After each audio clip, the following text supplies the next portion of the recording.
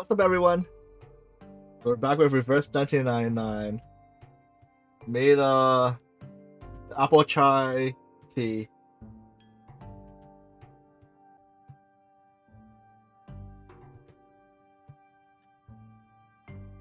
Yeah, no luck for me. Alright, let's do the rolls anyway.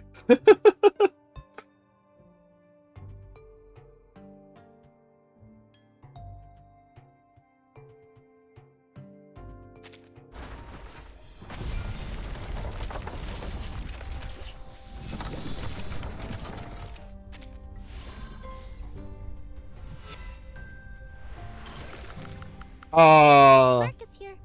I've heard a lot about you from a special someone. Your collection is something I can't wait to get my hands on. So here's my ID. Let's check my what's the record anyway? Digger.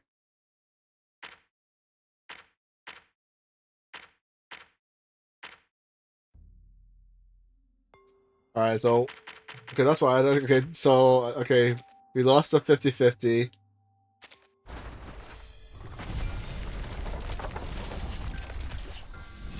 Oh! What luck! What do we get? You think two Corvuses? First one! Corvus! I'm fully aware that I'm a guest here. So please, go ahead and conduct your identity check. What's the next one?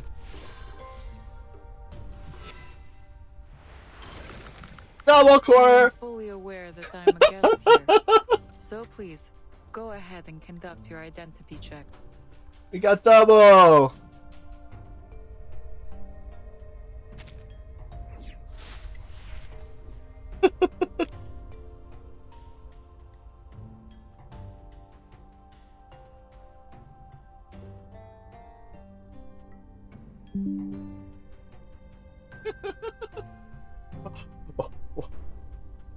That bad luck in the first row made up for the good row for the second row. Alright, now I can save points for the next banner.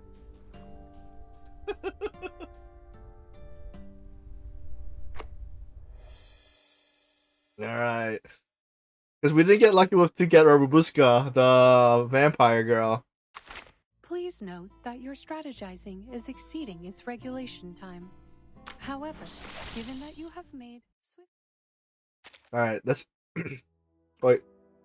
So, we're gonna start the survey before we start her story. So let's see how she plays out.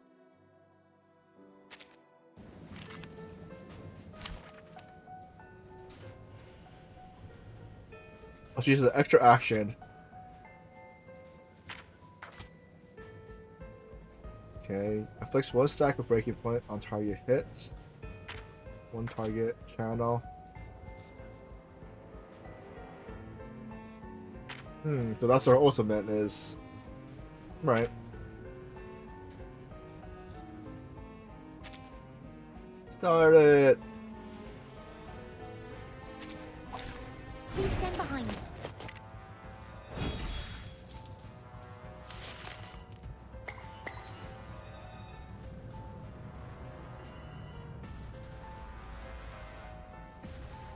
Alright. Lucky. There is no end to this misery. It stings. What's her second? Wait.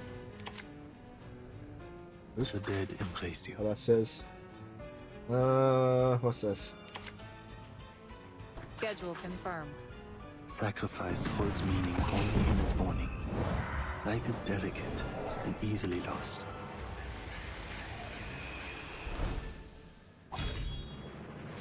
Expedited. Vergossenes Blut für nichts. Customized bullets. Cano! Oh, got extra damages.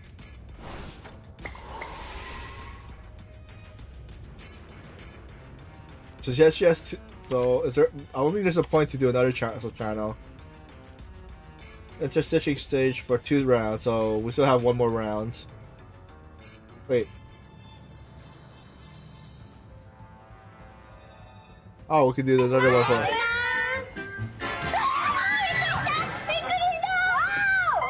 これはプレーリードッグです。ええ、プレーリードッグって言っても犬じゃないんですけどね。振りますか？犬じゃない。はい、君たちの T シャツのマークと同じリスト。ベッドお願いします。 What got redeemed?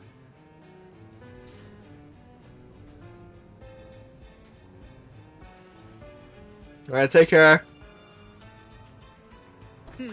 It stings.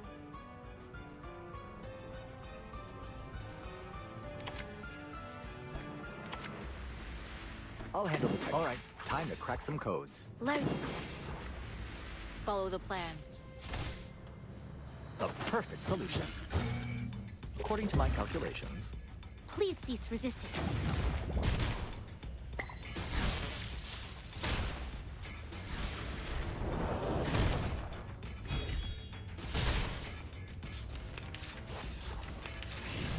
that doesn't must sound end. good.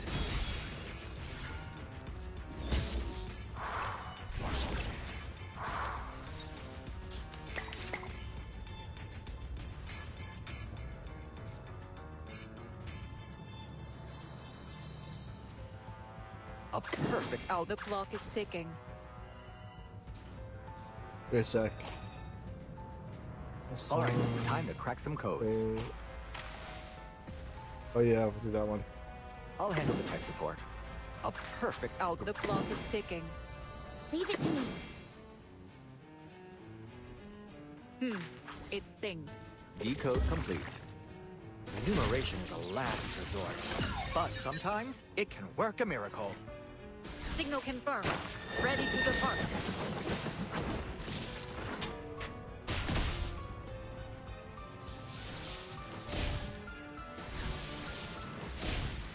I will help you. All is planned.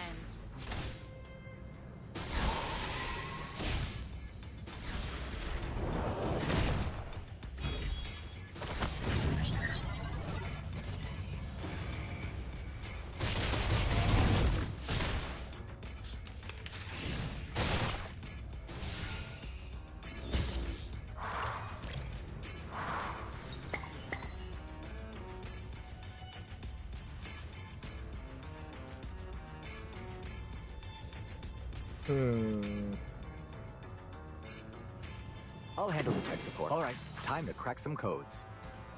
Doom awaits within. Learn. An adequate sample. Encryption complete. Verzeihen Sie mir. Power from the soil.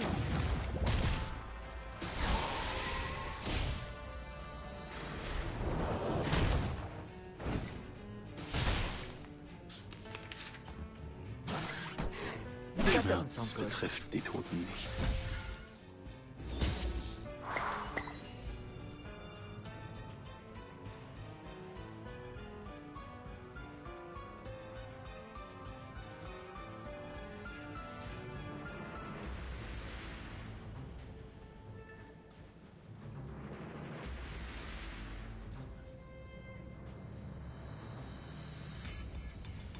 There is no end to this misery. I'll handle the tech support. All right. The dead embrace you. Schedule confirmed. Sacrifice holds meaning only in its warning.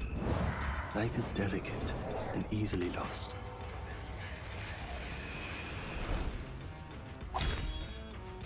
An accurate reading. Decode complete. Vergossenes Blut für nichts. Right on target.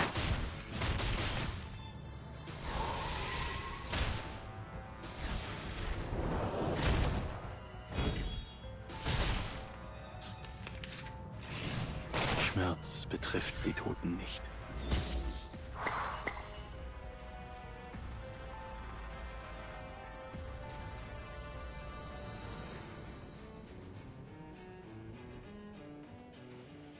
Leave it to me. please. I'll handle the tech. Doom awaits within. Please, take good care of yourself. Expedited. The perfect solution. Verzeihen Sie mir.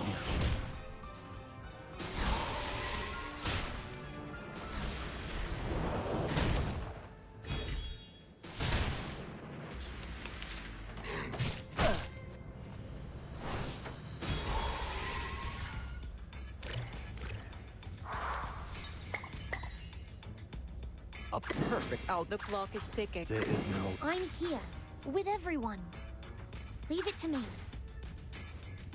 Loaded. Enumeration is a last resort, but sometimes it can work a miracle. Signal confirmed.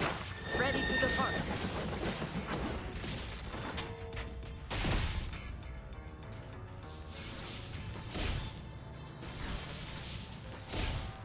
Sacrifice holds meaning only in its warning. Life is delicate and easily lost.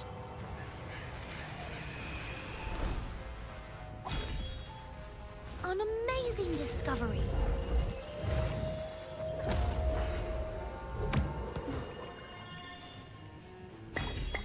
Alright, so I think I got the Tangent Dungeon thing to work. In a second.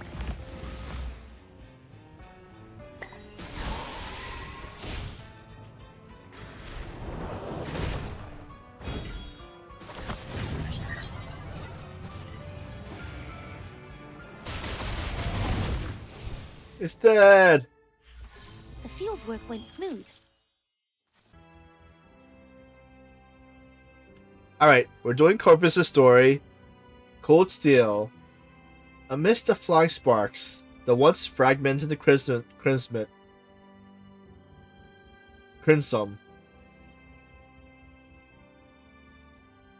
Piece by piece, stitched back together again. Okay, so amidst the flying sparks, the once fragmented crimson, piece by piece, stitched back together again. So stage 1, a leaf of blood-stained water.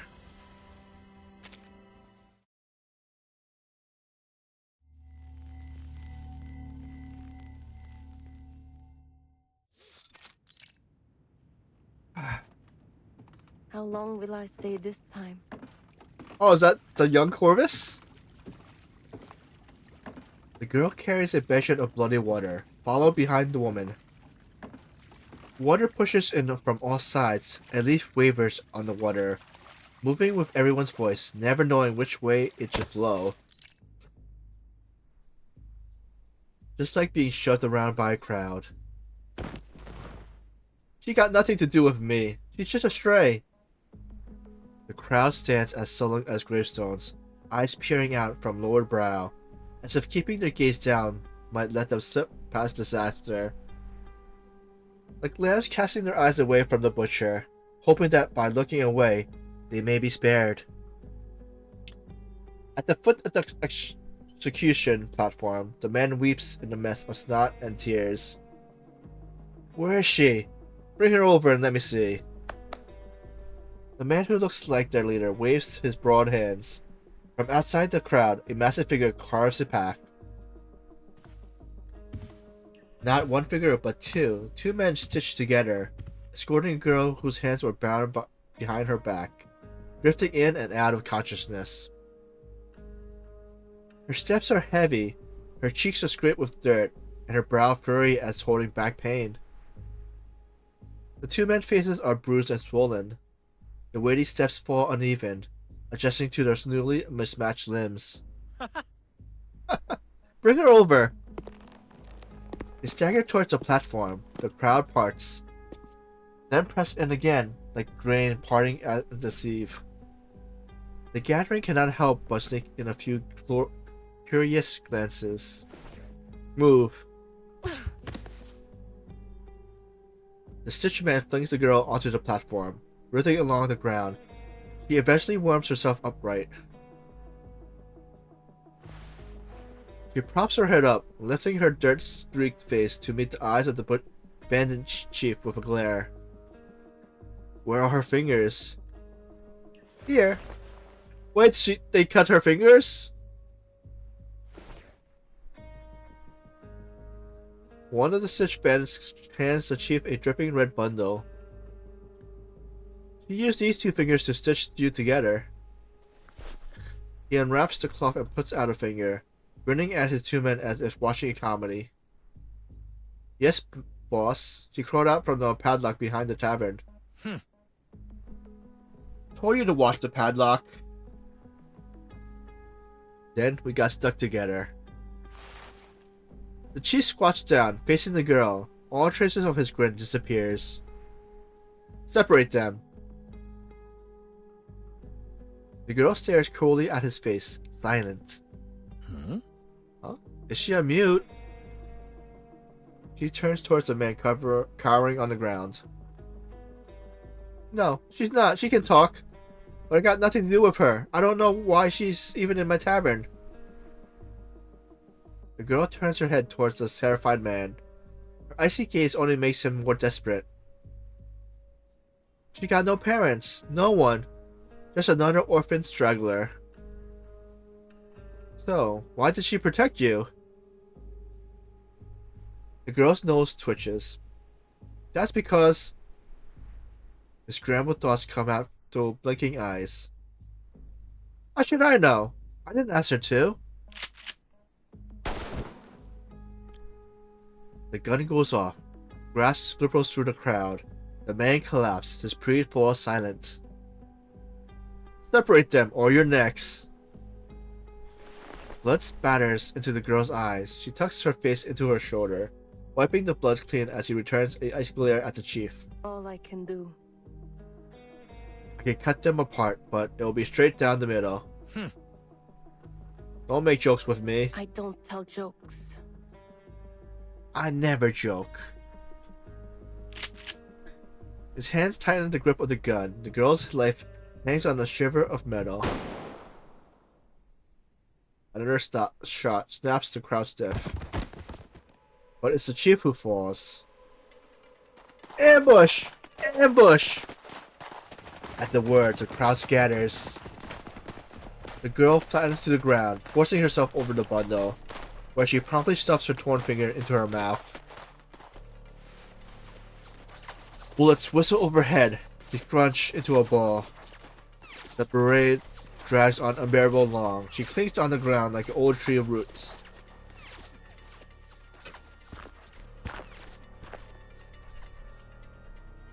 At last, boots crush closer to the den. Well? The girl lifts her head, and now she sees a long-haired woman dressed in a gorilla uniform. He gives the bandit chief lifeless body a solid smack on her foot, then turns her gaze towards the girl kneeling on the ground. You still alive? Still kicking? He crunches down, pulling the finger apart from the girl's mouth with a look of concern. Though her tone stays flippant. You can't eat that. Oh, come on. How did you get this hungry? You can't eat these. She turns towards her allies and shouts. Shepherd, get over here. Bring the girl something to eat. At that, another girl rushes over to untie the girl. Don't be silly. You know nothing. Huh? They're my fingers. The gorilla fighter glances at the fingers, then at the girl. She hesitates, then stuffs the finger back into the girl's mouth. I've been all across Oceanic, and not once have I seen anything like this. The victorious gorilla takes over the bandit spot. A few of them sits around the execution platform, watching the girl fiddle with her fingers. Shev. Oh, so is that the power that she could use to stitch? He brushes over her seam with the severed fingers and her palm, pulling them together with ease. Though it leaves a visible line of stitching, her fingers begin to move freely, as though they were never severed. You really attached them just like that? Scrawny youth nicknamed Shepherd leans in with wide eyes shocked, staring at her fingers as if it was just a magic trick. Shepherd, go on, fetch your weed. Let's see what herbs you can do. The bearded man kicks Shepard, clutches his sword side and shuffles to give him space. A small man tags along with the bearded giant as he makes his way up to his boss. That trick's pretty impressive. Can you heal others too? The girl nods, then grabs a piece of hard bread inside her and wolfs it down. Slow down, slow down. I'm afraid you'll swallow those fingers of yours. Kudar. The air. Go on, Tudor. Fetch us a basket of water. The man skirts and barely visible beneath the brown beard as thick as a lion mane. He leaves with his lackeys. Where did you come from? She lowers her head, trying to keep her eye level with the girl's face. But the girl keeps gobbling down food, ignoring her questions. Are you all by yourself?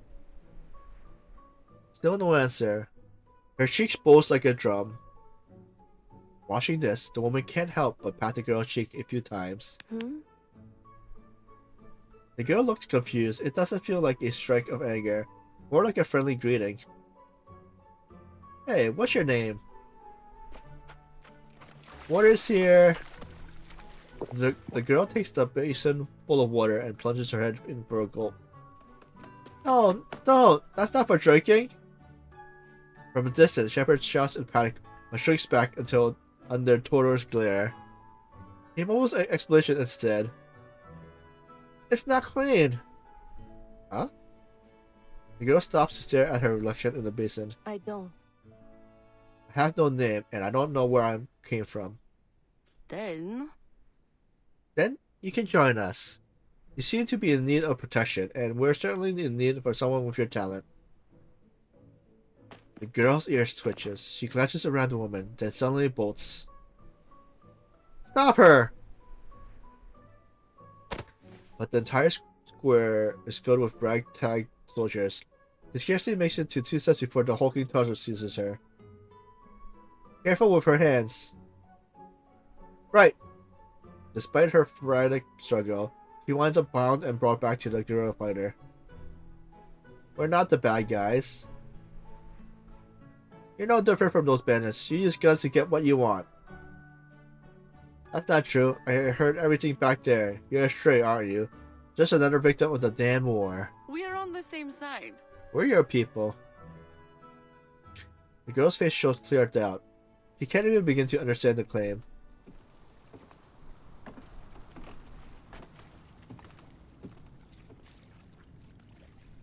The girl carries a basin of bloody water in her clean hands. Following behind the woman, she lowers her head, watching it ripple from each step she takes. The water stirs up against the basin's edge, splashing briefly, only to rebound and stir it even more. I won't. I won't bleed for them. I protected that cavern keeper, and what did I get? I don't need you to fight for them. I only need you to keep us alive. Why? So you can rip this land apart piece by piece? Could it be? How are you any different from those bandits or the occupation force?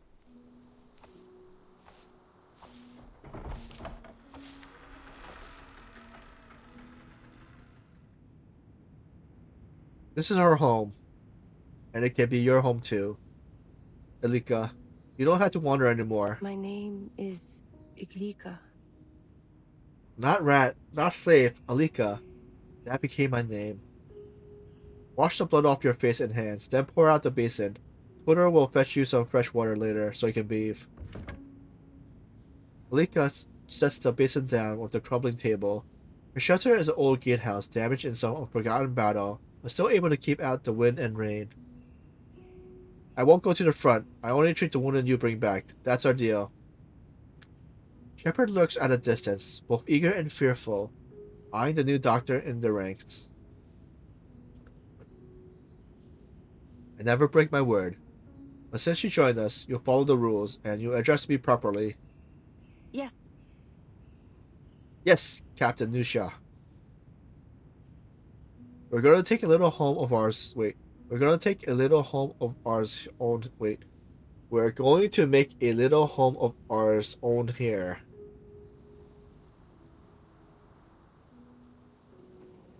To the little girl who grew up displaced, who never knew care from anyone else, that promise almost felt real.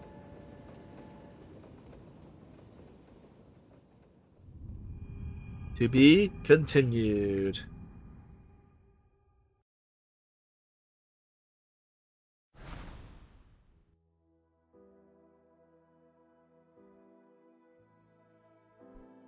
Alright, so let's see.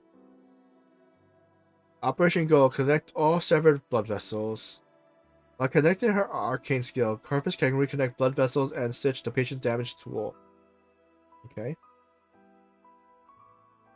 Blood must flow from the starting node. So this is like the water pipe thing?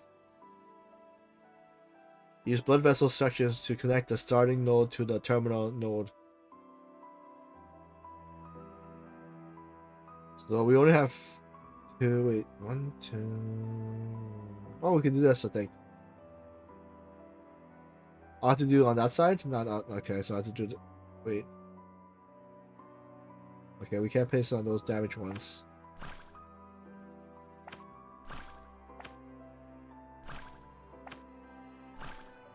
Oh yeah, I messed up. Wait.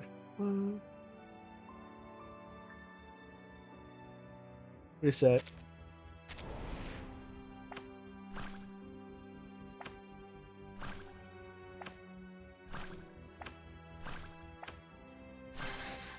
Completed! Stage 2, the Sutra.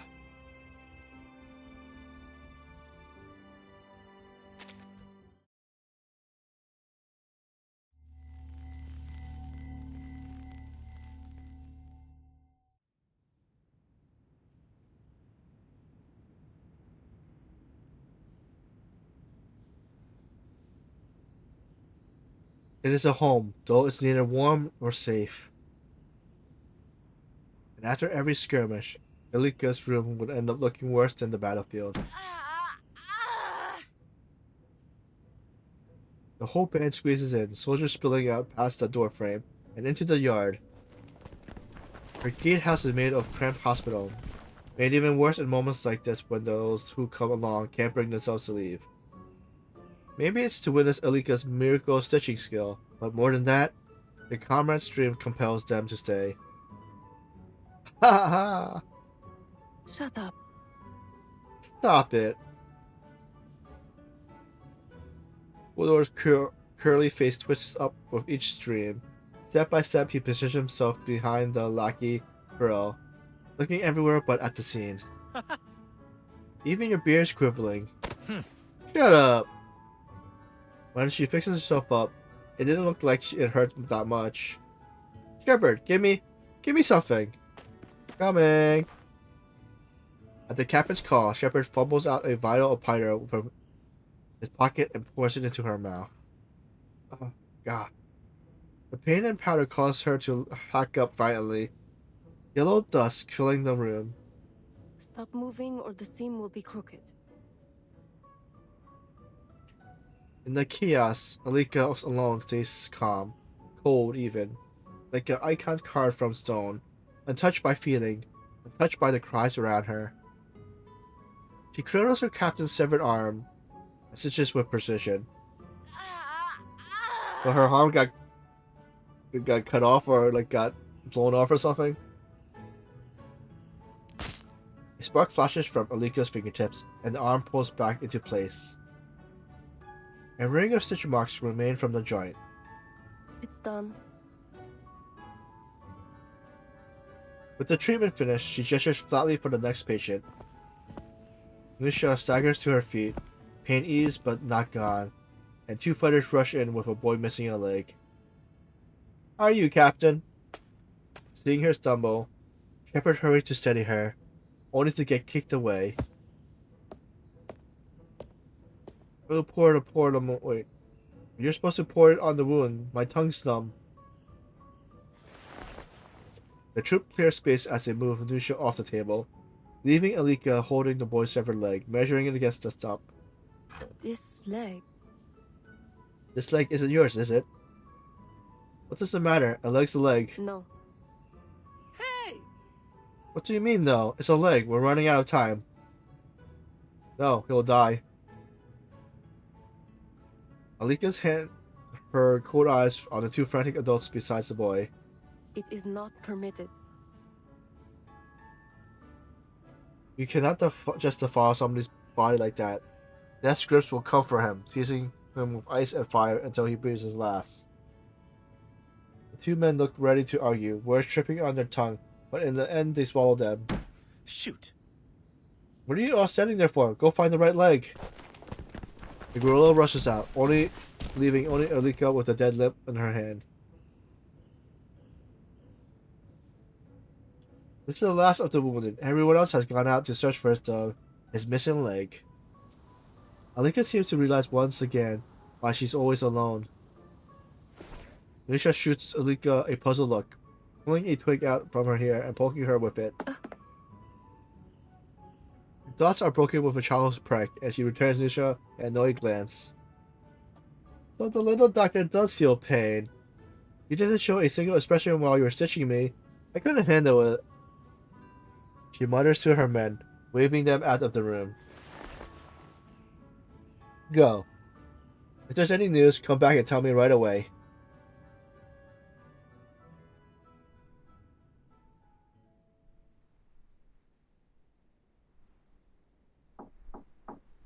Even on a calm day, Alika's gatehouse is never truly quiet. No amount of cold, detached glare seems to stop them from arriving. Hmm? When I was studying at the military academy, my hometown was raided. They said they'd keep me enrolled. The headmaster is still waiting for me to drive these bandits out so I can return. Do you know what rank I'll get when I finish, Major? Whenever Alvin gets to the point, he gets shifty and the metal pins to his chest jingle with the movement. But we don't even have artillery here. Someday. His voice drops as he strokes one of his medals with a finger. You know, these medals? Only top performers gets them. This one's for best training in camp. This one's for class representative. On sunny days, Ivan always drops by to greet her. And the conversation always circles back to the destroyed hometown. Have you ever been up to the northwest? Sometimes the visitors are far noisier. The best place is in the camp. I'll tell you, you got quite the setup. My boss has his eyes on this spot first, you know. Then, Should I give it back to you? She sits at the table near her bed, like a sentry waiting to receive every visitor. Keep it. I already found a better one. He folds his arm, playing at authority, pacing Alika's room and examining every object in it. Hey, Hydra. Isn't that mirror you dragged back from the battlefield enough to admire your beard? Why are you poking around in Alika's room too? Gabriel. Clear, teasing laugh makes Twitter face turn liver red. Sakura rushes toward the doorway. What are you saying? Don't talk nonsense. Go stitch up your uniform. The little firefly, Krilla, is always fast to react than his heavy-set boss. Twitter faces flush as he stuffs his big hands back under his arms, pacing circles on the floor. But there isn't even a mirror in my room. これはプレーリードッグです。 What? ええ。プレーリードッグと言っても犬じゃないんですけどね。振りますか？犬じゃない。はい。君たちの T シャツのマークと同じリス。ペットお願いします。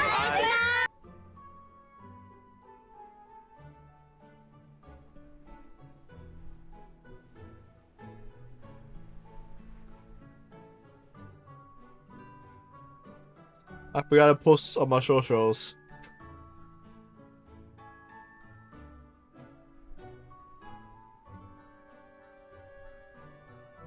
Wait a sec, let's see.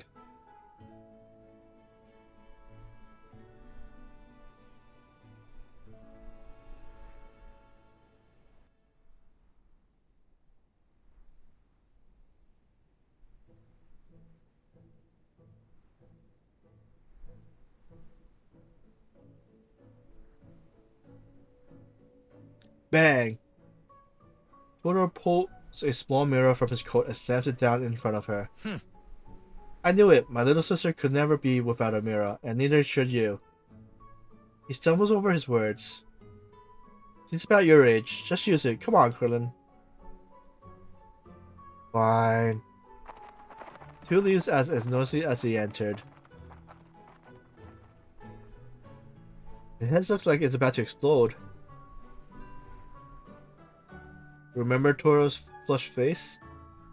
He thinks he ought to look at it himself. But the little mirror only reflects one of Alika's eyes, never the whole of Toro's red puffed up face. If If it really does explode, don't expect me to stitch it back together. Nighttime. Sometimes visitors come late at night, with Nisha always arriving in the glow of a candlelight. No patience tonight. Aren't you bored? She slips inside, one hand clutching a wine bottle, the other carrying a roast lamb leg, with a wolfish grin on her lips.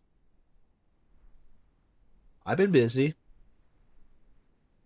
What? They can't fight without tearing arms off now. Alika doesn't answer, only glancing at the pile of things stacked in the corner of the room. Huh. You got a stash here. Why not use some of it? What's the point of letting it pile up? Her words are already matched with action, before the sentence is even finished. She's already hauling the whole pile over to the I table. don't want to. No, I don't want him. Nisha freezes, lowering her face close to Alika, matching her hard stare. She's just back, keeping distance between them. Why? They gave these things to you. Why not use them? Nothing comes free. You call this free? She points at her body, her palms, arms, calves, all marked with Alika's stitching.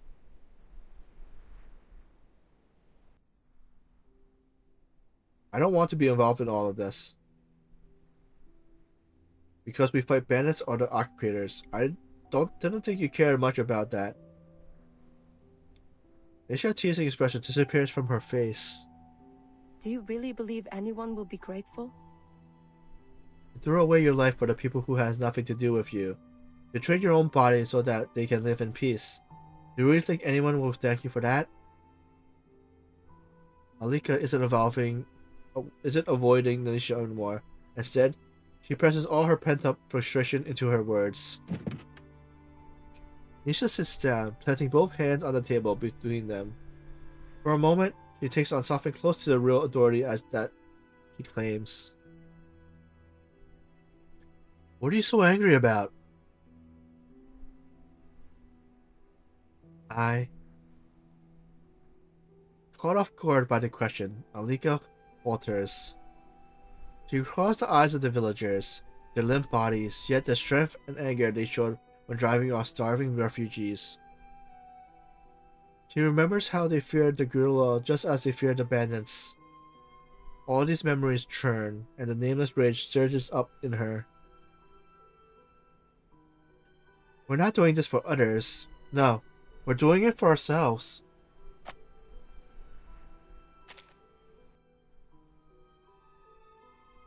Lucia lets the words sink in. To reclaim what we lost, even if this war never ends, we still have to fight. Otherwise, we'll just keep losing until there's nothing left. Among those you've protected, how many will agree with your actions?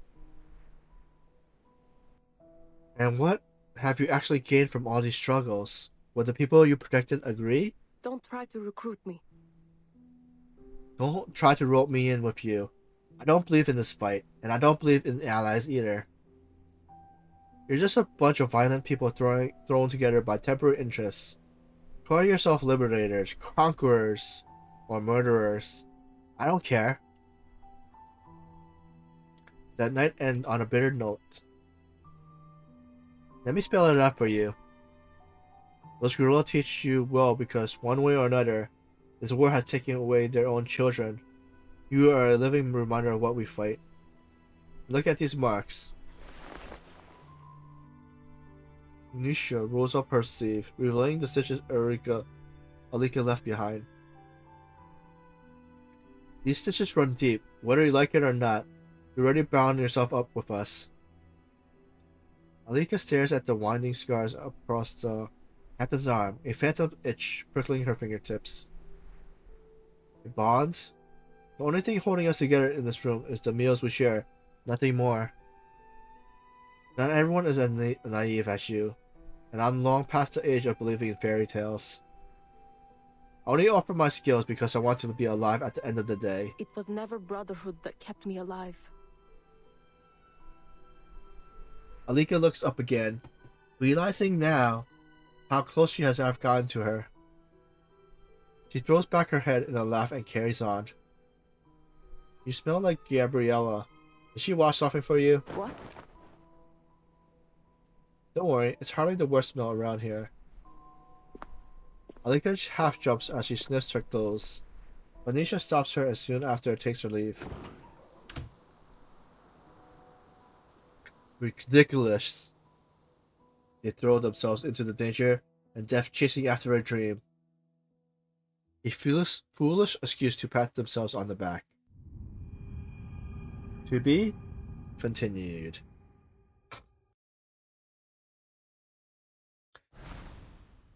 Alright, so let's finish this before the ad starts in a minute. Alright, so wait, so it can't be moved? Okay, so that means I'll go only this way. Wait.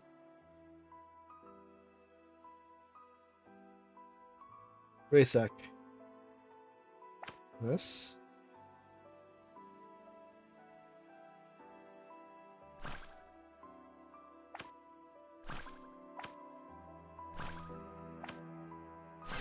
We did it! I wish we would be almost... Yep. Let's see, I just want to test something. Let's we'll put it added somewhere. Splish splash. How does this work?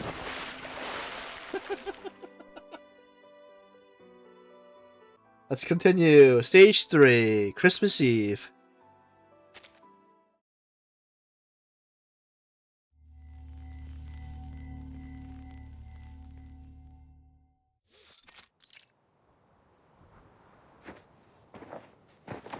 Winter blows cold and quickly, the evening snow binding this poor town to the endless desert distant east. Something faint and hard to name takes shape. Somehow, this day is special. Nisha sits on the rooftop, barking orders while her soldier bustles in and out of the base. Alika leans alone against the guardhouse outside, watching them dress up the ruins around them like scraps of holiday cheer. Regardless of the reason, their fight continues on over the next year, and over time, their little force gains a new name. The Tin Soldiers. Because of me. They had almost forgotten what death means. No matter how deep the wound, as long as they were breathing when they reached my table, I could put them back together. My stitches spread over them until they each looked like a patched up tin soldier. An invincible army, like something out of the myth. Back then. I only focus on the torn flesh in front of me. I never gave any thought to what it means. The word, invincible. Turns out someone took it as a challenge. Titus Poja, Alika. Amidst the strain of people going in and out, a girl steps out holding a red belt. She gently wraps it around Alika's waist, studying her carefully. You should wear more red, Alika. It suits you. A bit of white embroidery would look even nice, or even better. She unties it with a smile and slips away. Now. Now? They're out there celebrating Christmas Eve, like drunken fools.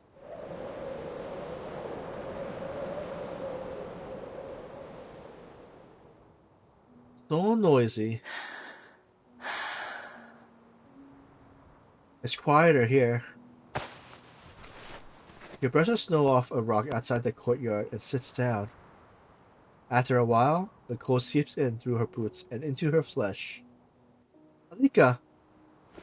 The girl turns, though the mist of her breath sees her face, the red belt in her hands, shining bright against the snow. What are you doing sitting out here? Alika stares out towards the town.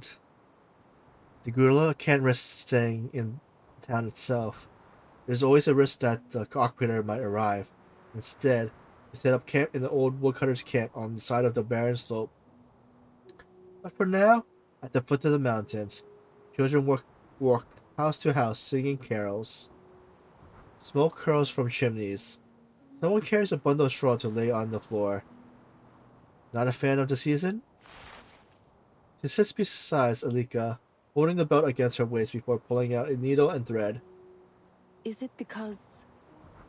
I wonder why you are. Do you really believe in all the stuff about God? Sometimes I struggle too, but I believe even my doubts are part of His will. She folds her hands and bows her head in prayer. Alika watches the snowflakes settling in Gabriella's messy hair. You there, Todor! Nasha's voice rings from afar, and up the slope trudges Todor, a massive bundle of straw on his back. Boss, hand over some of those. You carried them all the way up here. You think you can carry it all by yourself? Even out of breath, Todor finds the strength to kick Kira aside. Kira stumbles but follows. The two exchange a brief greeting before passing by the good girl sitting there. I had to believe the good word would benefit even someone as thick-headed as Hydra. Thus falls at the foot of the mountains. The carriage are even visited 3 homes, and they never climb up there. Behind them, Nisha's voice keeps ringing out as he directs the quad. Alika looks back, catching the scent of bean soup.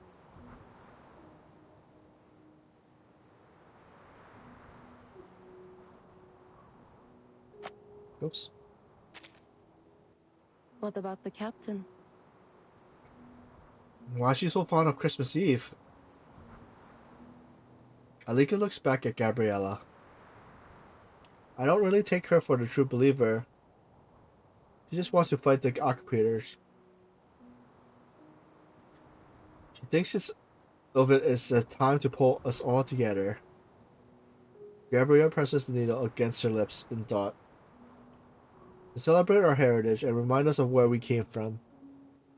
And to show those trying to carve us apart that even if they tear us away from force, our spirit will always bind us back together. Her brow knits, carrying the same expression Nisha wears while barking orders. Sounds like she made quite an expression on you. Gabrielle touches her ear, then nods. We will be bound forever.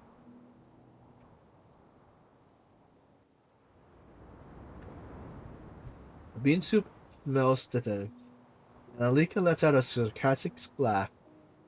You know what this reminds me of? There was a year I wandered through the city. I found myself in a district celebrating Christmas Eve. That day, a group of kids led me to a big house where a woman was handing out food. We all waited in line forever, and at the end, each of us was served a thin bowl of bean gruel. The woman who passed out the bowls led us in a prayer to thank the Lord of our food. She made sure each of us said it too. Only then were we allowed to eat. I sat there mouthing the words as she went on and on. I can't remember what the saint she was talking about or why it should matter, but I remember the smell. A pair of cold, reddened hands patted Alika's knees. What is this? Alika's gaze follows the hand until she meets Gabriella's eyes. That doesn't sound like the best memory, but now you have something new to think about when you smell those beans again. Maybe that's what Nisha was talking about. Huh? My sister. Gabriella's face is cold, but Alika can't tell those Bruce feels colder. Wait here for me, right? Alright? The belt's almost done. The thread has run out. The needle dangling from the red cloth in her body shifts. I'll be right back.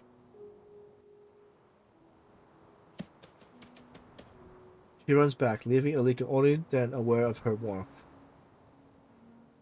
It's cold. Night settles. The winter wood feels lonelier than ever. Get down! Wait, down! Get down! Are the shots coming out? Oh, bombs! Nisha warning cuts through the air. Alika cannot make sense of any words that are said. The chaos around her comes as muffled noise rising up through the silence. Shards of bricks smash into her back. She turns to see Nisha waving for Ivan to rush over. Ivan gestures to her, but finding no answer, Cindy grabs Alika by the waist and pulls her into the run. She tries to wiggle out of his grip, but he simply pulls her tighter. Her words makes no sense against the ringing in her ears. Still, she refused to be dragged away, placing a hand on the tree and stitching herself to the trunk. A shard of bark comes with her as she yanks down behind the...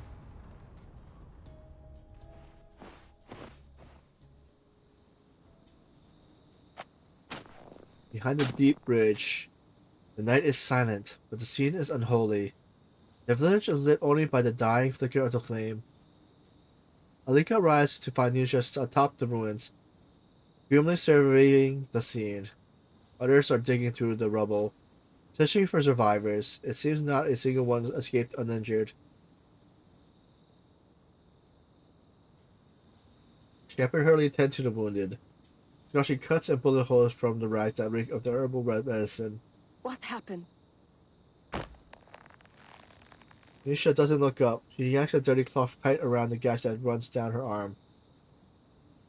The occupier ambushed us. I don't know how they got through our sentry. Where's Gabriella? There are people that need your help now. The sharp ringing seems to return, rising in step with her frustration. The smell of the damn bean soup is still caught in her nose. She runs towards her old guardhouse, in part out of duty, in part out of hope, scouring past bodies still half buried under rubble. One, an arm with 2 stitch markers. Dimitar. Wait. Who rides faster than me? Look. She's a beauty. One, a left thigh shorter than the right. Mayanka. Scum, wipe your damn face. One, thin arm, no wounds, but a tattoo. Correct. Ouch, boss. Ouch, boss. One with a thick brown beard. Where's my little sister? Iglika! Why do I remember every word they said? Alika! This one's Tordor. Nisha rises, strides over, and drags her out of the ruins. And Mila. The hell? Where's Gabriella?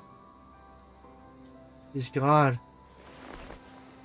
Nisha offers her a blood-soaked red belt, crusted with sand and stone, the stains gleaming in the firelight. Sharpo. It went straight through her skull. Not even you can repair that. Alika collapsed to her knees. Alika. I want a gun. Let them taste death too. I'll stitch your faces to their damn boots. Scars crackle at her fingertips.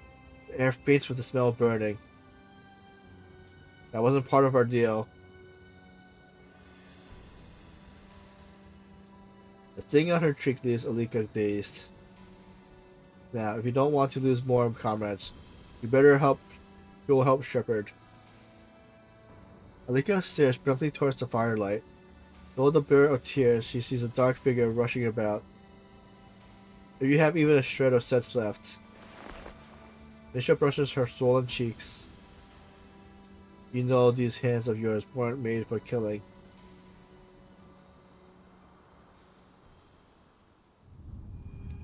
To be continued. Oh, hey Shiny Bot, thanks for the hydrate. Thanks for the posture check.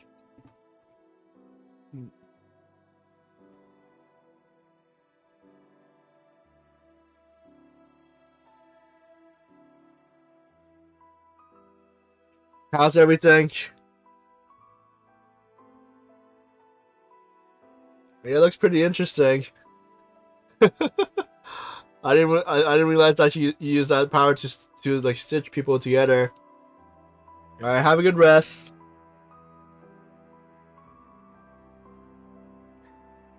Stage 4. Square 1.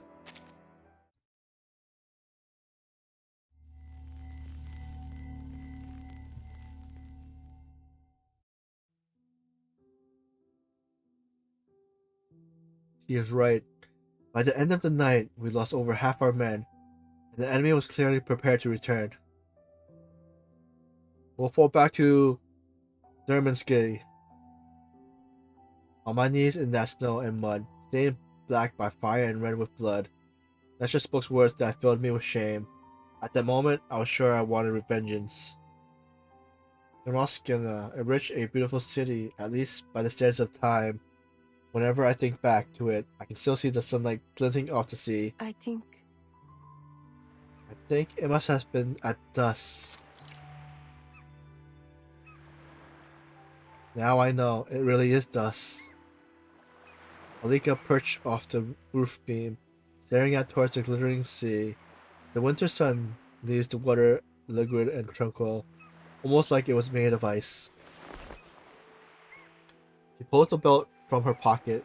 It's a travesty of bloodstain and dirt, but she can't force herself to wash it. Gabriella. I remember you said you'd like to visit once we won this war, but you didn't win, did you, Gabriella?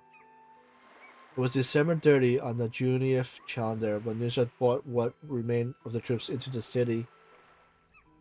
Nisha disappeared. She said it was to report to headquarters, though the notion that has been part of any formal army confused her.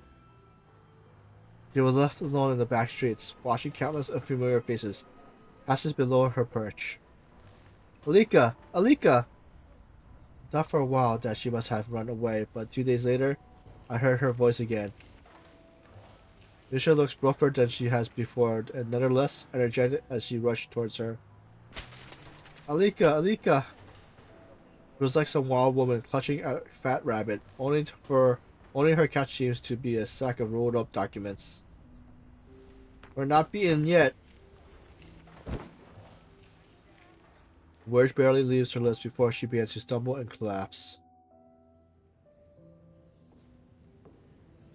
While she rests in the hospital, I was tasked to begin recruitment. Rather than She directed me to a station, though it soon became clear it was far from anything I expected. I began to understand this organization was more secretive than I knew. She found herself in a church surrounded by young men and women, no older than her. Some are younger, none of them look ready. Solemn oaths are sworn, and their choosing begins. You, and you! The children march proudly behind him, making the older soldier a silly and grim expression. He leads them to the corner of the underground chamber, a spot where they can look out over the other, with a strange and dark sense of hostility. Another steps up, her demeanor entirely different, though no less joyful as she begins her selection. Arcanus, step forward. Several of the young recruits obey. He quizzes each of them about their arcane skills, then takes their pick from them. Other commanders whisper and then, one by one, claims more recruits. The numbers dwindle. Those left to be chosen stand awkwardly in the wooden space. In the silence, two of the elders presenting over the recruitment trades glances. One walks up to Elika.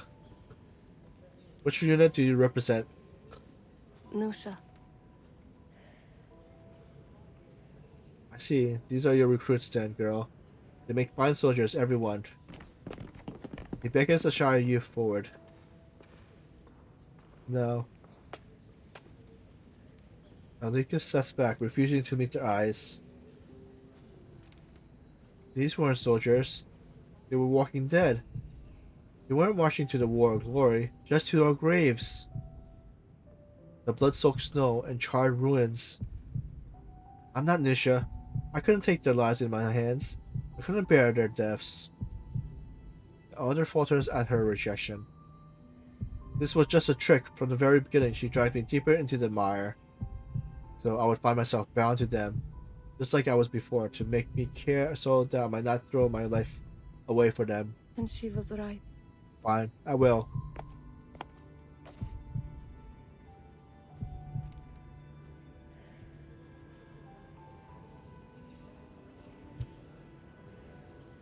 The rest of the recruits are mine. He turns to face the doorway when Nisha stands steadily against the frame.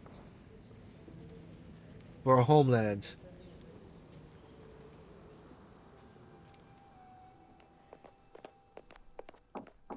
Permission to enter. Come in.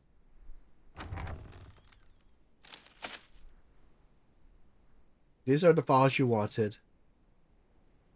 Good work. Alika lays down the thick staff of paper, but doesn't leave. What is this? Alika studies the woman. Calm, steady, too calm, and only fuels her anger. Why? Why do you send me here? I need someone I could trust. That's all.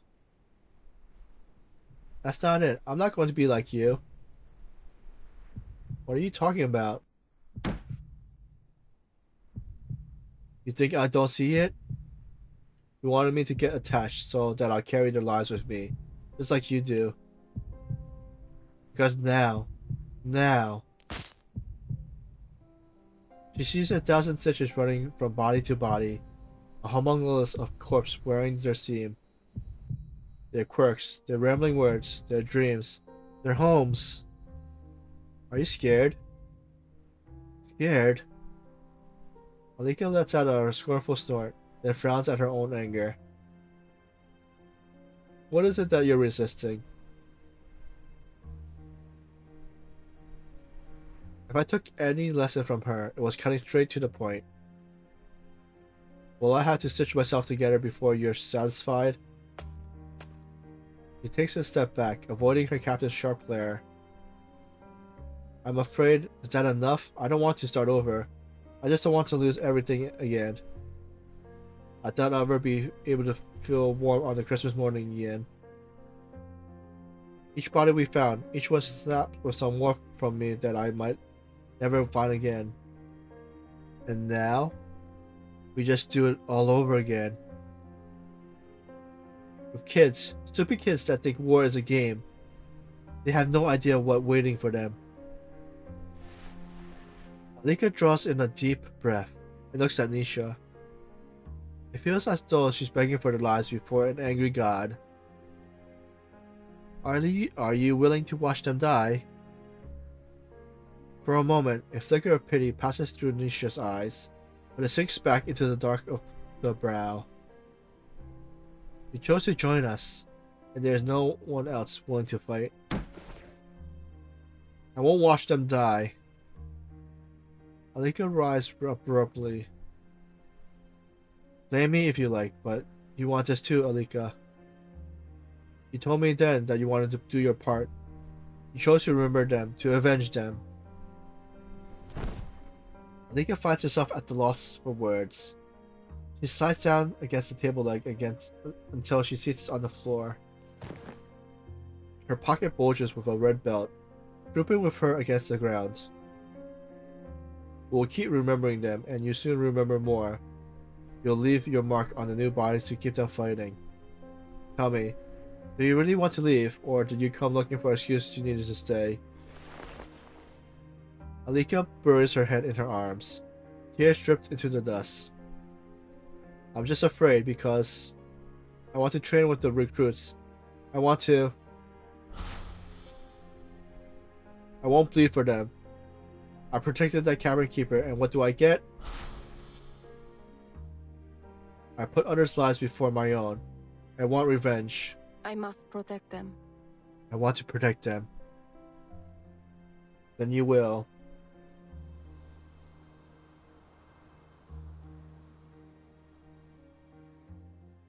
Just like Nisha said, I remember more and more people, but this time I saw their faces first. That made each loss even more vivid. I kept wishing I could mend the red belt, so I started wrestling with her whole needles and threads. I guess I ended up with a knack of stitching for more than one kind. Eventually word got around, until one day a shy recruit asked me to repair a hole in her pants. I unpicked the stitches and patched them up, no different than if it has been an arm or a leg. In that moment, I finally understand Gabriella. From winter to summer, another kind of stitching begins to spread across the recruits. Something that brought people together in their trust. They left far better scars than any other kind.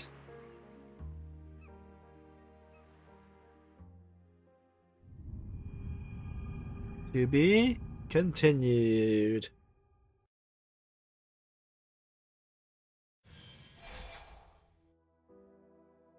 So stage 5. Return to the battlefield.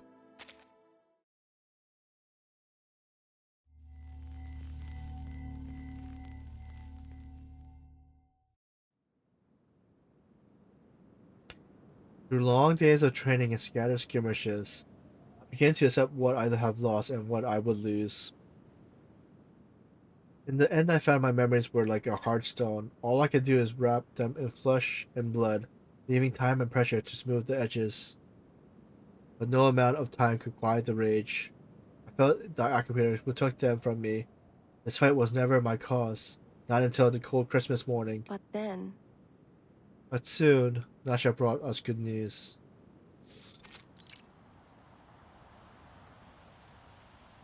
The final assault is set for August. This battle will decide it all. If we take Kresh too, we can build a home of ours. Freedom. Freedom at last. The young voices rose in unison, as if their cheers alone will build their war-torn nation. We were able to embed a part of the larger attack group. The whole unit was preparing, gathering weapons, scouting terrains. But from the first gunshot, we all knew something was wrong. We were stopped outside the city, unable to break the first line. Take cover, I need those trenches reinforced. Where the hell is the third company? No contact. Amidst the roaring bombardments, the only way to exchange information is to scream at full volume. At the other companies, 2nd and 5th are cut off and under fire. 6 told us they were too busy to babysit humans. Shit. Now of all goddamn times, they want to bring up the humans and Arcane's divide. Liga stands beside the captain, bewildered and shocked.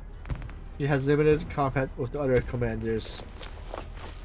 They're coming in heavy from the west, Captain. Machine gunners. no matter how, We somehow forgot in all those years of fighting just why we had kept ourselves satisfied with ambushes, with minor skirmishes. The occupants were stretched thin, but they were disciplined, and they had heavy weapons. soon enough, Our assault was shattered by a sudden counterattack. Rag Guerrilla proved little march of artillery and shock troops, but it somehow got worse. We soon realized we were surrounded. Bullets schemed over at their heads, and Alika and Nisha crouched in a shallow foxhole. We can't do this we can't do anything as long as they have their artillery. She could barely hear her own voice as it screamed. And whoever you can and regroup here.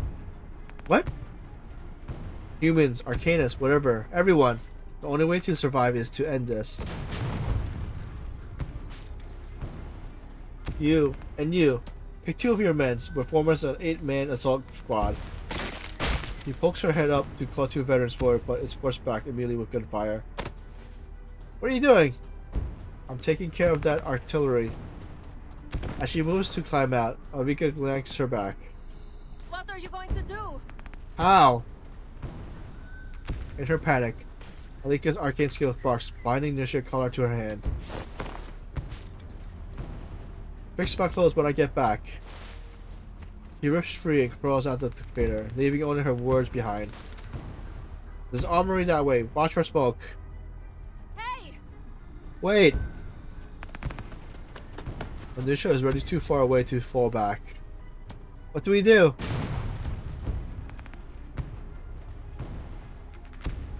Another blast rattles the ground as she stares out towards Nisha. Her little squad has assembled in the foxglove behind her. She stands a fist into the muddy crater in frustration. Events, 11 o'clock.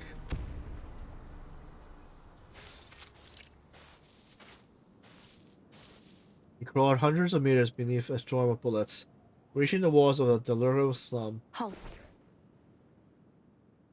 She signals a stop. From the second floor of the ruins, a frenzy of shooting erupts. What is it?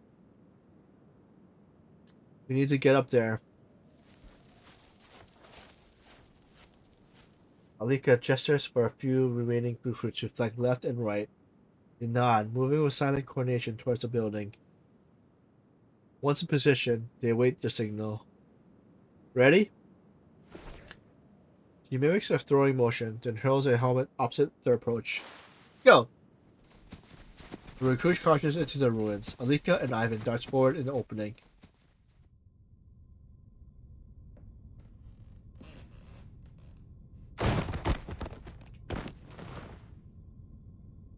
I'll take you all with me. Shepard, you?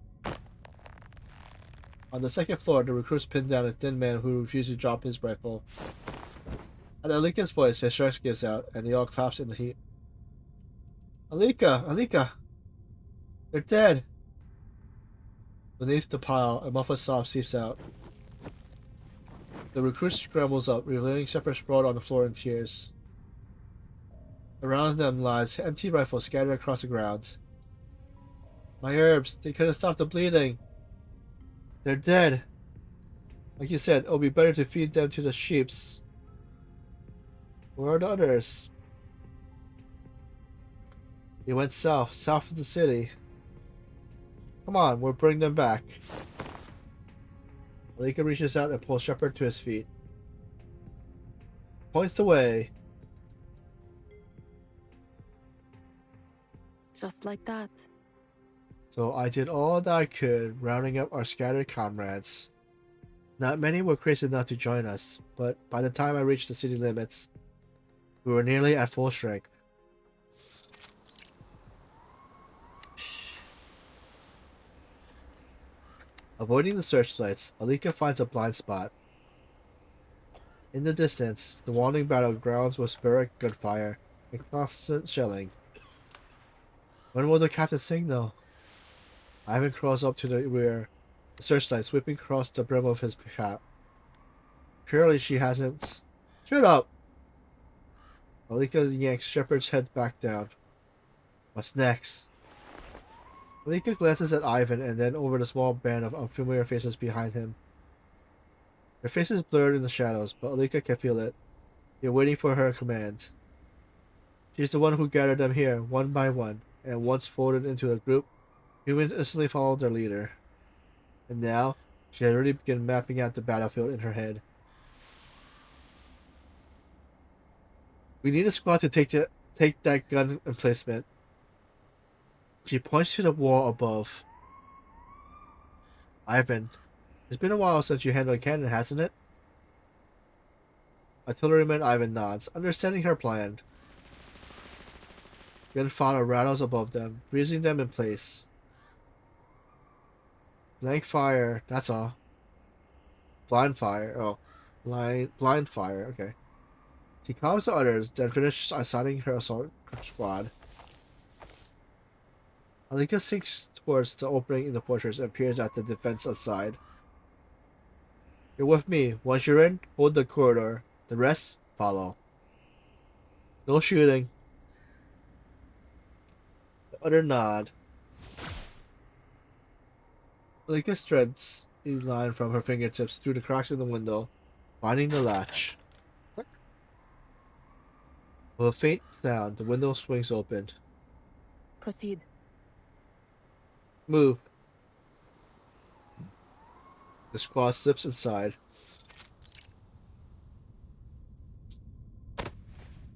They swiftly take down a few careless sentries. But just as they move to siege the infantry gun upstairs, the iron gate creaks open.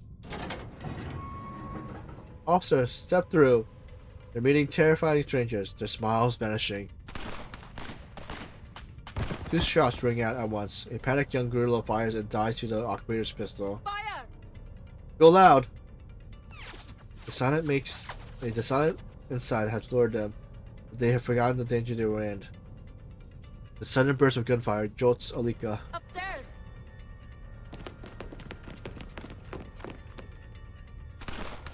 Dodging shots, they cut down the guards and gunners with the artillery, holding off pursuer drawn in by the noise. But on the terrain, Alika sees it, the barrel of a cannon of a distant tower, turning their way. Boom!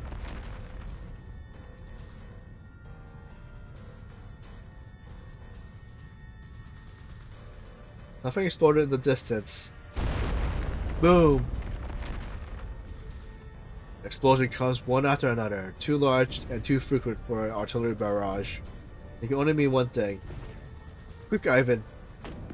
Ignoring the quakes and the looming cannons, Ivan lunges toward the tower's own artillery. He adjusts the barrels like he rehearsed 1,000 times.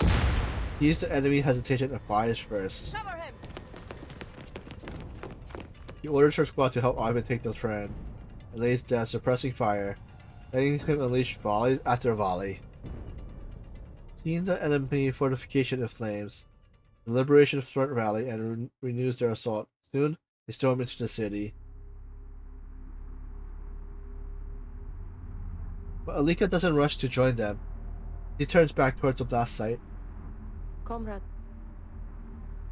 Have you seen Captain Nusha? He moves against the flow towards the explosion, shouting at every fighter charging in the city, then stops to answer. Comrade, have you seen Nusha? She could be here.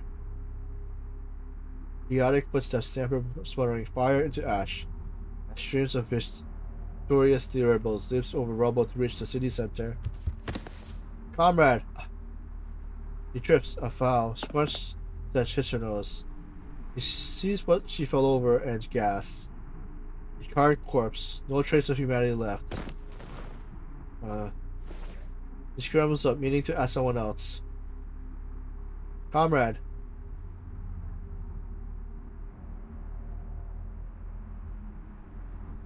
Alika's voice dies. The fighter she hails hurried on.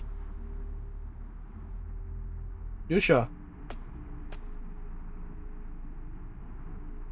Wait, trembling, she steps back to the corpse, staring in disbelief at the unrecognized remains. All blackened, limbs severed, he fights against the thought that it could be her. but How? How could I even know this body? Is it? She collapsed to the ground. But, these, the breaks in the body, they're all... stop moving or the seam will be crooked. You won't. Why does it... Wait, why does it hurt even more? No. No. She shuffles backwards to the ground, horror on her face. Her palm brushes something familiar. It's Nusha Kalak she's still stitched to her hand. Nusha! Nusha! She recoils, resisting. Nusha! Her shouts echoes in the ruins, drawing glance by passing fighters. Nusha! Her strength gives out, the name falls into a whisper. I brought them all back, one by one, everyone. She hopes somehow that she can hear her. Your mission's over, you did it, mine's done too. Why? Alika! Ivan follows her into the ruins, stepping carefully over scorched ground. Who is this? His voice shakes. He knows Alika wouldn't kneel before any. His voice shakes. He knows Alika wouldn't kneel before any corpse. On the ground, she trembles, staring up at him, unable to speak a single word. If it were the captain, what would she say? She She- would. Oh, come on. How did you get this hungry? You can't eat these. She's... A name, his voice, a smile. Did you ever picture it would end like this? In her mind, she laughs and grips Alika's hand, but urges her not to linger, to keep moving. Alika bows her head low, covering her mouth. She forced herself to speak words she imagined Nisha would say. She gave herself to this revelation. Alika's nails dig hard into her cheeks. Let her rest.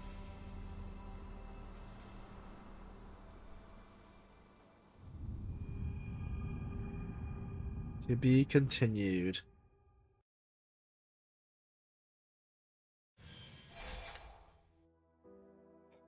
So it looks like we have 3 more. 6, 7, 8. Stage 6. Together we stand.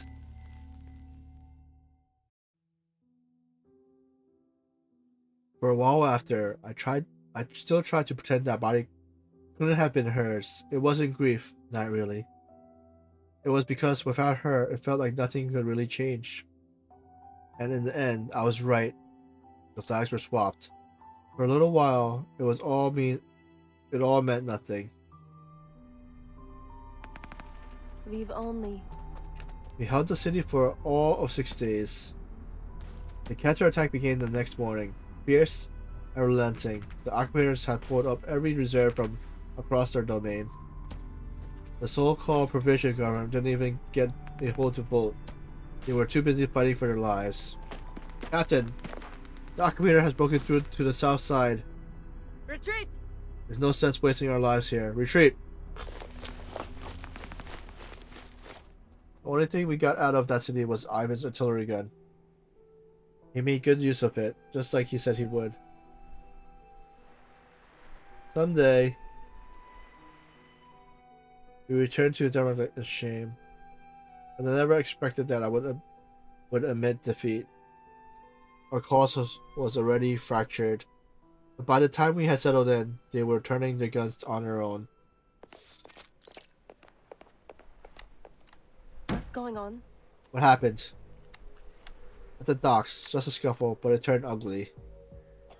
Humans and Arcanus, they had kept an easy collision up until now. After the failure of Kirkjurzel, their hatred only deepened, each blaming the other for their loss. The Arcanists were blamed for failing to heed orders and making reckless and costly assaults, while the humans were mocked as weak and cowardly. Failure in communication on both sides did little to help. 1 dead, 5 wounded, including civilians. 3 Arcanists has been sentenced to death. Rumors is... Shepard lowers his voice. Put it simply. Keep it simple. They won't accept it. They're rebelling. 3, 2, 1, fire! It's starting. At the time she reached the yard, one of the prisoners has already crumbled before the firing squad. Stop! People ring the courtyard wall. At her shout, they turn as one. A starving wolf fixating her with hungry eyes, as if she was the outlet of her rage. This isn't just. This isn't what we're fighting for. The executioner glances at her, then turns back to the soldier, signaling them to continue. Careful, Alika, you're Arcanist too. 3, 2. You're just looking for a scapegoat. Hold! No one knows who fired or whose sins the bullet carries. The prisoner at the scuffle are untouched, but blood pours from the executioner's forehead. We're under attack. The squad swings their barrels, and the yard erupts into chaos. Figures rise from the walls. It wasn't a one-sided revolt. Both sides had prepared. Dodging stray bullets, Alika and Shepard retreats beneath the scuffling. Those must be Boyan and Vesta's men. They're the top lieutenant of the Human and Arcanist fractured. Alika hasn't had much time to learn about either of them. Tell our people, grab that one and that one. He points at two who looks like leaders. Take them first. Yes, ma'am.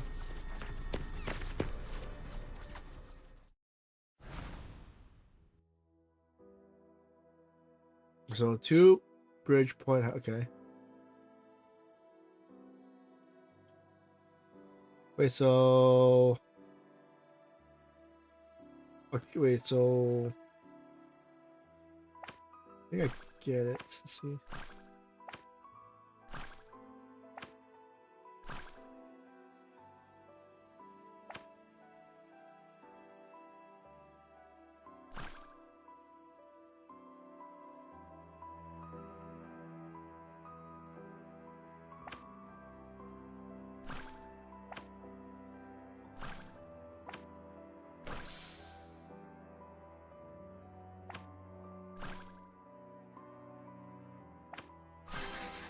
Did it!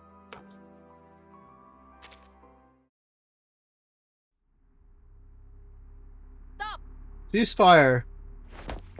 He drags the two instigators up on the scuffle, and their troops forced to fracture apart.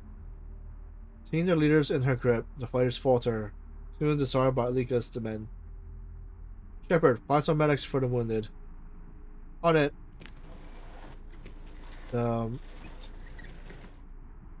The medics rush in to carry off the injured. Below, the other stares up Alika and their captured leader, uncertain.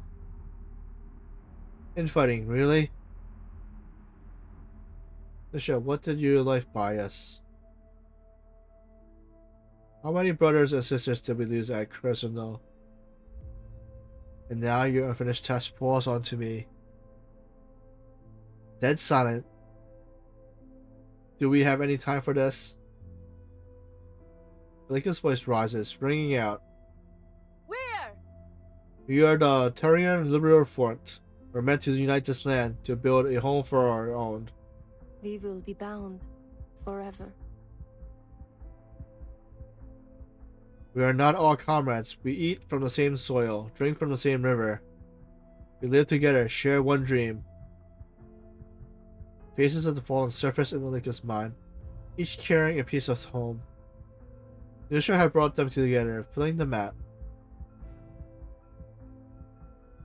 How can I watch the map fall apart? Look around you. Our enemies are not here. They're in Chezo, waiting for us. He steps forward. Fighter glance at each other, not knowing what to do. We shouldn't! Do you think we have the bodies to spare? General! The gunshot draws every soldier's attention. One of them snaps to attention, saluting towards the doorway. Following the sound, several soldiers escort the older man inside. Though his face shows age, he stands tall and straight. Behind him trails a hardened male officer and a lagging female soldier. Rosa and Vesa? Yes, and that sucks to be General Space. Shepard whispered the name into her ear. They're just pawns. Someone higher up is calling the shots.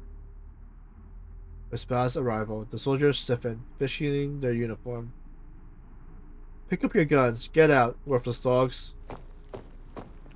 The human troops fall in line and marches out. Then the woman speaks and Alika recalls her face.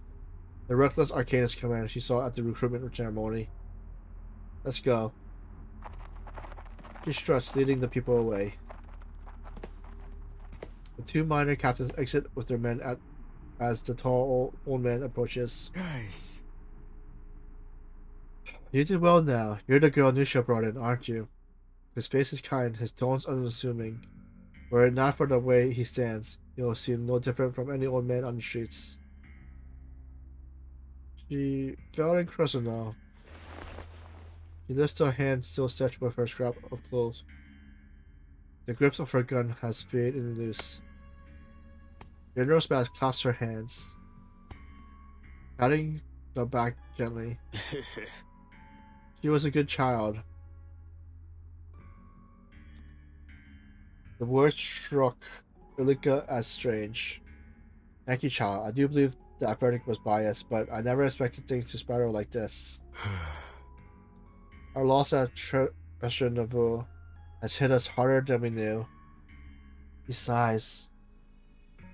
We might well have lost even more to this madness if it weren't for you. You did well. I doubt I was the first of us to hear about this. The old man studies her with a smile. Careful, or that sharp edge of yours will cut deeper than you expect. What about them? He points to the two prisoners cowering by the wall. Don't worry, child. We'll investigate the matter thoroughly. When the time comes, reward and punishment will be melted out. But not now.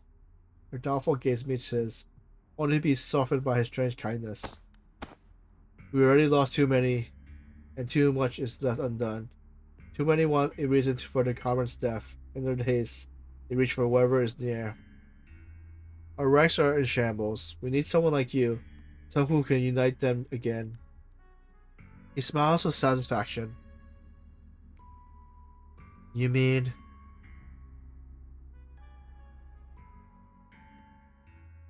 He gave me command of the force 3 times the size of our own unit. Then just like that, I was off to the Orinor border. I never learned the final verdict. I was already mired in skirmishes and battle plans. Rumors from the city were few and far between. To be continued.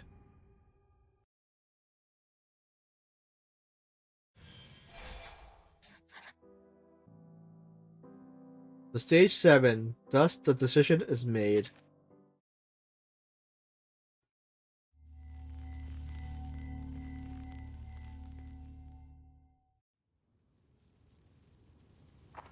I returned to that little border village, and I rebuilt the woodcutter camp.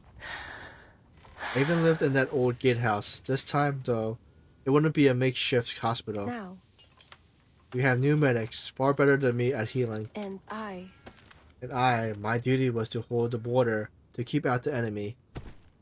My heels were caked with soil from east to west. The evening sun slants through the doorway.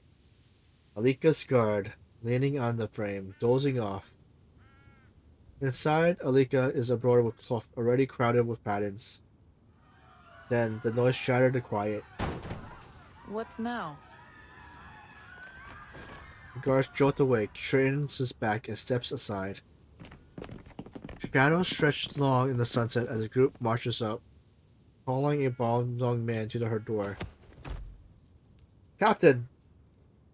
The little gatehouse can't hold them all. Two soldiers drag the prisoners inside.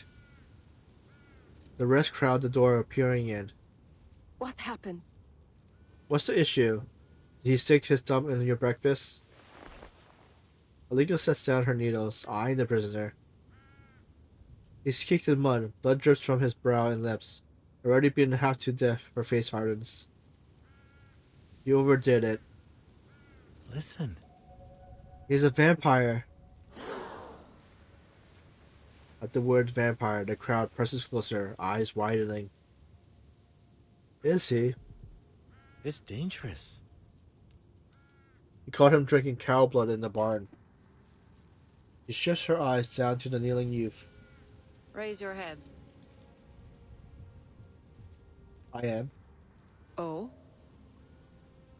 The blunt omission leads her to crouch down, trying to meet his eyes. You. The young man hides his face, so Alika turns his uniform, changing for a special embroidery mark.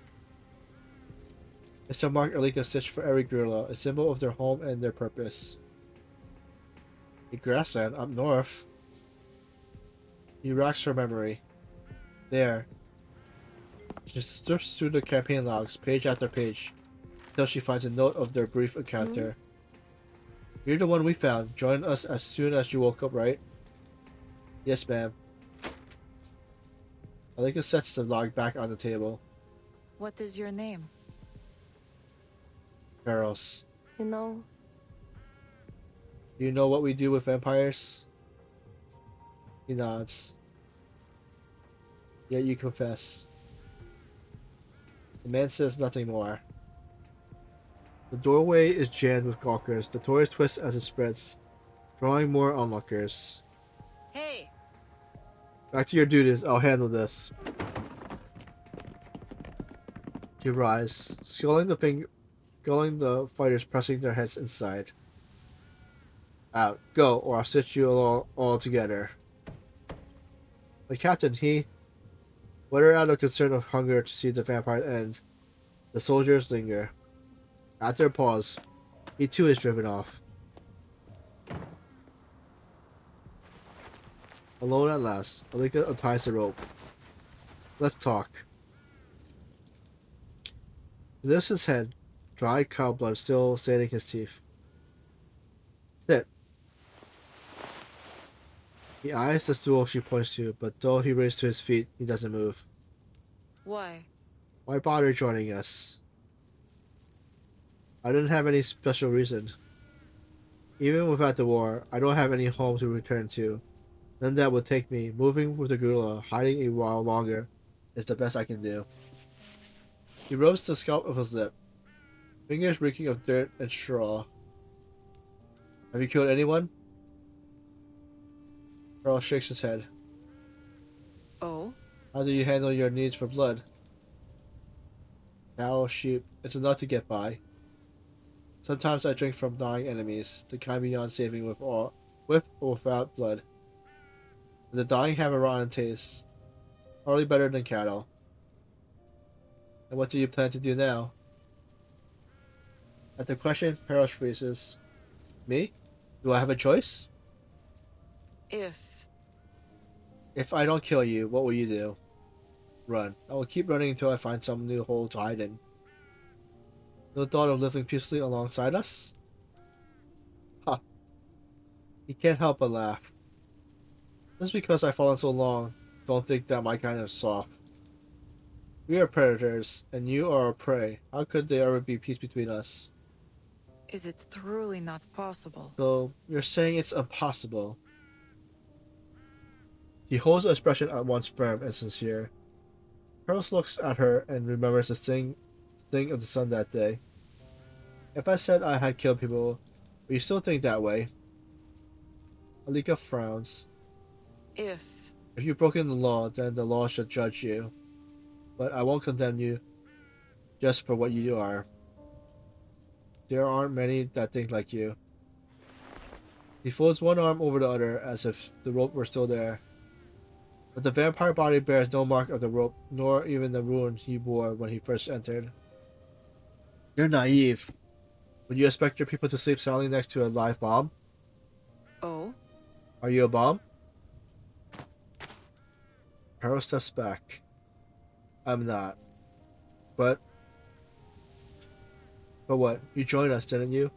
I don't abandon my people. Harold hangs his head. Do you enjoy playing the saint, or do you fancy having a vampire for a pet? Alika rubs circles in her palm with her fingertips. There's no trace of fabric there now, but she still remembers it. I simply hate seeing people throw their lives away. It's asinine. I don't like to see soldiers turn on each other. He remembers the execution yarn and digs her nails into her palm. Pointing their guns at those who bled alongside them, that's stupid, wasteful. What's the difference here? Against his own judgment, Peros can't help but drop his sneer. So you don't intend to kill me? Humans, Arcanus, Awakens, vampires? Why can't we all stand together? You're living in a cloud cuckoo land. Maybe, but if I don't believe in it, what right do I have to lead you? Harold studies the girl, 3 decades younger than him. He seems childish, but a beautiful kind of childish. So how do you intend to solve our problem here? Unlike, until you commit an actual crime, I won't punish you. You'll be reassigned as my aide. Call it trust, or call it surveillance, but don't mistake it for privileges. Your life will be harsher than before. I'll give you a fair chance, but you must convince the others. That won't be easy. Will you? Are you willing? With a shrug, Harold slips his finger into his mouth. Blood trickles from his lip. He yanks out a fang and hands it to her. This whole event seems too strange to not give it a try.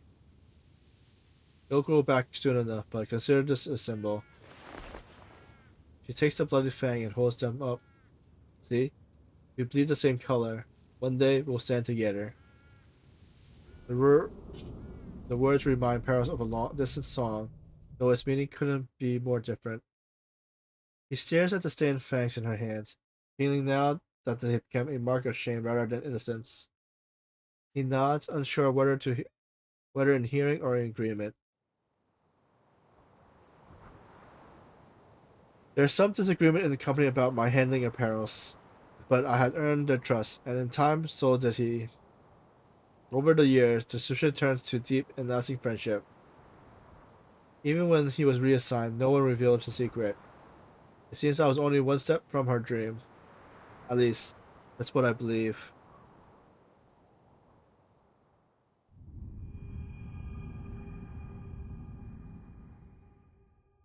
As we know what happens in the story. A New Dawn, Stage 8, the last chapter.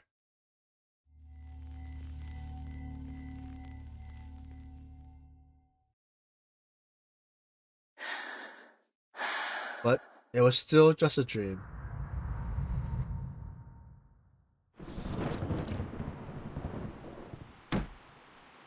What? Peace talk, so we're just giving up? He grows to despite the general ever-kinding smile. Alika, this is the best outcome. We need to look towards our acceptable compromise. Could it be? Compromise? Freedom of our homeland? Wasn't that the entire point of this damn war? We haven't abandoned our goals. We've been promised greater autonomy. In words only. This has always been the work of generations. We bleed long enough. We've signed the treaty, but our fight will go on. But In the empty promises, old man, what became of those condemned arcanists, General? Mind your words. Their files are in the archive. If you care, you could have checked. The General's sharp reply chokes her. Spiteful words hang on her tongue. I won't. I won't agree, and neither will my troops. The folly of youth. I had hoped giving you that command would teach you responsibility. The laconic words form a crack in her facade of kindness, but Alika doesn't flinch. He leans in close. We're already rebels, General. With that, she turns, offering no salute, leaving the lonesome place behind her.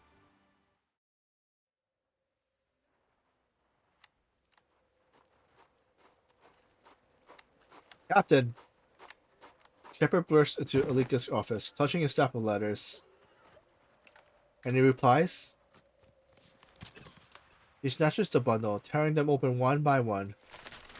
With each, their face darkened further. In the end, only a few remain on the desk. The rest she burns to ash at her fingertips. We lingered on the border too long. Turns out. I'm not one for bargaining or kissing rings. I thought we were better than this. Lika stumps back, rubbing her forehead. They're already divided, or Norsi among themselves. So now, what do we do? She leans back, and she leans back, the front legs of her chair tipping up. In a crackling sway, she feels as if she's walking a tightrope. There are still a few we can trust. Get these letters out. He points to the last few letters she has to send. Then, I'll call a rally. Go. Yes, Captain. As she turns to leave, a soldier delivers another envelope. Look, there's one more. Leave it there. Ah. He sets it on Alika's desk and leaves. She eyes the letter with suspicion. She thought she already received all of them. Hmm? Who could this one... Wait, who could this one be from? Still staring is useless. Alika lifts the envelope from the desk and slices it open. Is this someone she know?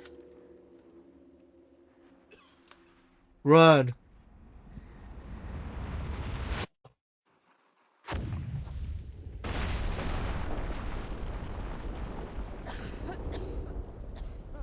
Alika... Oh. Is this how she got her scar? Flames roar in her ears, her body feeling nothing but numbness.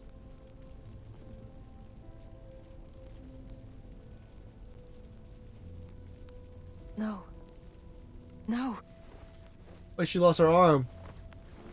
She tries to lift herself up, only to realize one of her arms is not there. Through searing pain, she crawls through the fire, finds her severed limbs, and stitches it back. Naive. In methods and ideal, you're far too naive.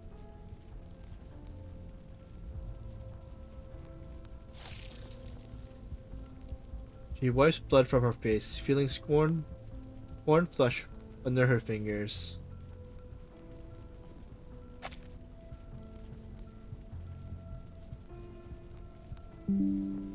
Stitch by stitch, she repairs her body. Just as she once gathered back her scattered comrades, one by one. You think. You think killing me will stop someone from rising to rip off that mask? You think killing one will silence the rest? You chose wrong. Fire! Fire can't kill me.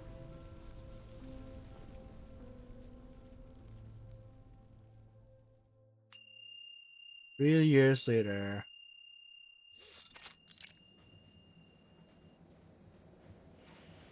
A train cuts through rolling fields of white snow. Inside is warm and bright. Corvus presses her hand on the window pane. Feeling the cold beyond, across from her seat the train conductor, his chest full with medals. Madam, I do believe I know the truth. You survived that blast, living and hiding under a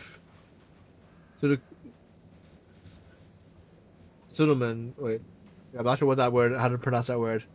Corvus. He closes the thick dossier, letting it fall with weight onto the table. The dossier lands with a heavy thud. Yes, you're right. Corvus glances at him, then resumes her stitching. I must inform you then, in light of the revelation, I will have no choice but to turn you and the refugees over to authority. And naturally, the one who will foster your employment at Venezuelan railways in the first place. Is that the company's position? The company, they don't know it yet. He rises, silver medal gleaming in the candlelight.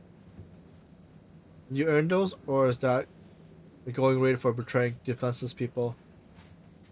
I couldn't care less about them. You're the main prize. He orders the guards while heading for the floor door. A Corvus voice halts him. Hey! Conductor, do you know where this train is headed? Corvus bites off her final thread, her embroidery complete. The conductor looks at her, puzzled. The red symbol on her cloth strikes him with dread. Me and my people will not be handed over. The guards at the door turns. He sees the same symbol stitched inside their collars. You! Before he can act, he catches a glimpse through the doorway. A row of attendants, all bearing the same mark, standing ready. Corvus steps to the rear window. The horizontal grows pale with a new dawn. Dawn. No matter how many times it fails, the sun will rise again.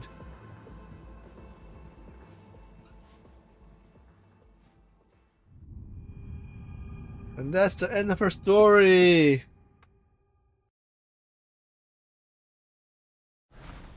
Oh, there's more. 2 terminals has appeared inside the wound. Blood must be delivered to both terminal knots to complete the stitching. Alright, so...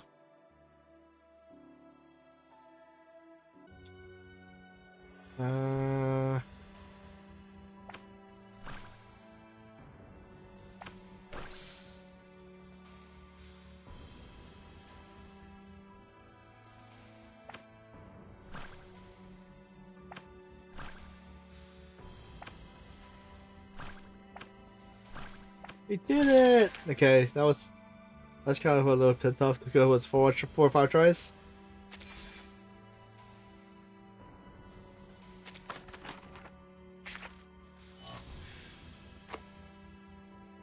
Ultimate Stitch. Let's see what's Ultimate Stitch.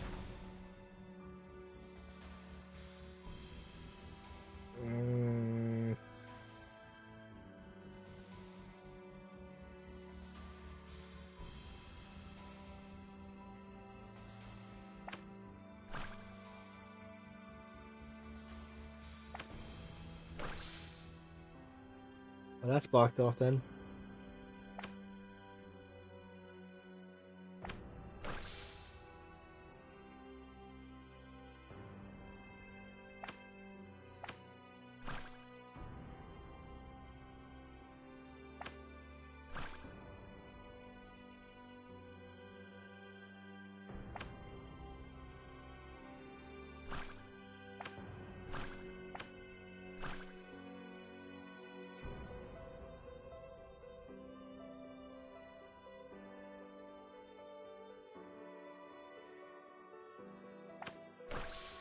Alright, nice. Alright. Wait a sec.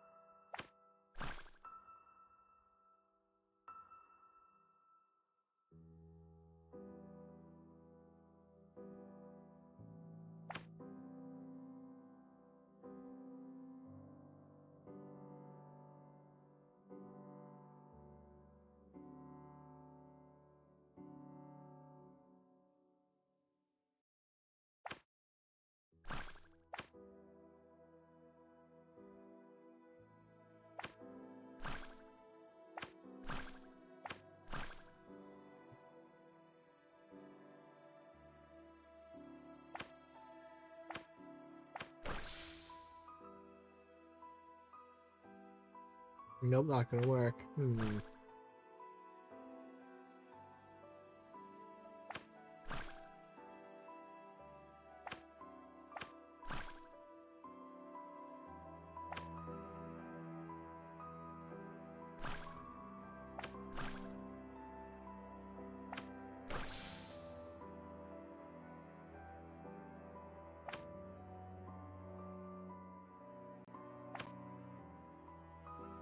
How does that?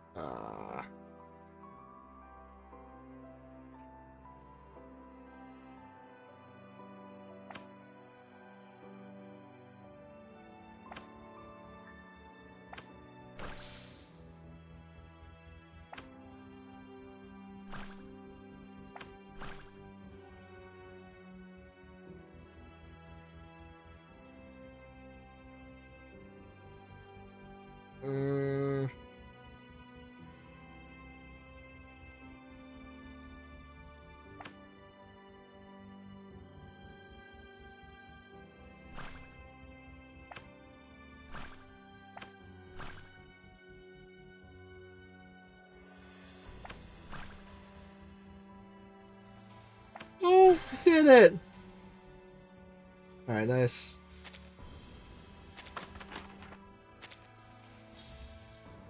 So we got 2 Corvuses. We finished her story. Let's see, what else is there to collect?